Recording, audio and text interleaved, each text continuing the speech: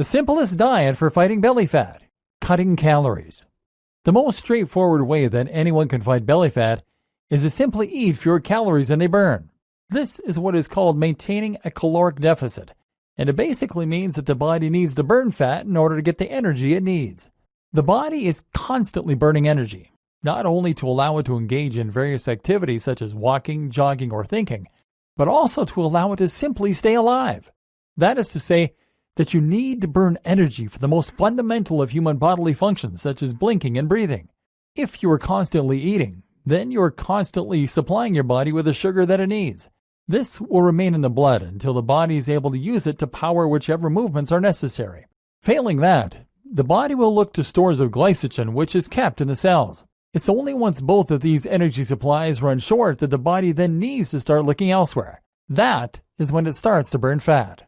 How to measure and maintain a calorie deficit. If you want to measure and maintain a calorie deficit, then you need to first calculate how many calories your body burns in a given day. This means looking at the number of calories that you burn while active, called your basal metabolic rate, and then looking at how much exercise you do on top of this, making your AMR or active metabolic rate. There are plenty of different calculations out there for getting a rough estimate of these numbers.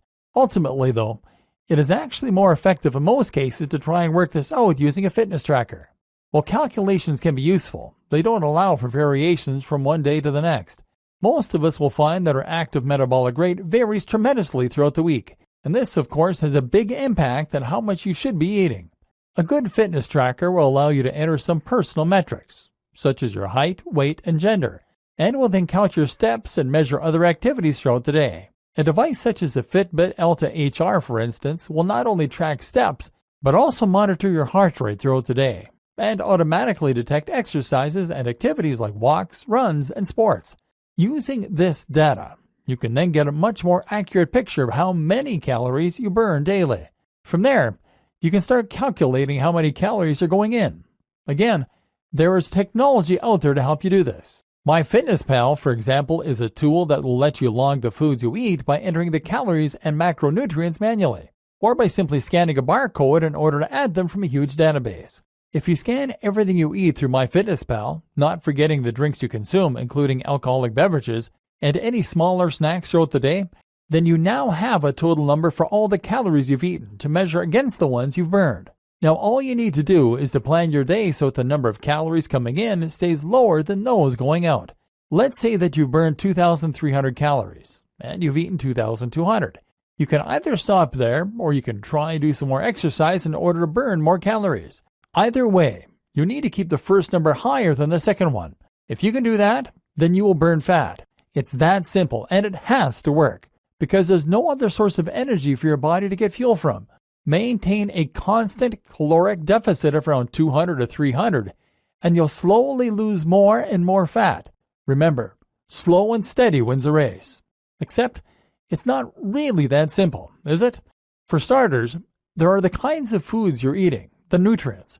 Then there is the matter of your metabolism and, life.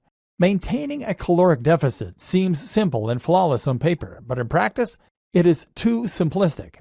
Over the next few videos, you'll discover why, and you'll find out how to strike that happy balance that will result in guaranteed fat loss. A little about targeting. Before I go any further, though, I should first address a concern you may have. After all, wasn't this supposed to be a video course about burning belly fat specifically? How does maintaining a caloric deficit guarantee you'll lose your gut? Women might even be worried they'll lose weight from places that they wanted, like their breasts. As some of you may already know, this does not guarantee you'll lose your belly. That's because nothing can guarantee that you'll lose your belly. Unfortunately, there is no such thing as targeted fat loss.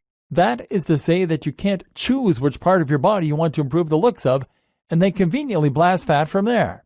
The order in which fat is lost from your body is actually genetically predetermined, and it's impossible to change.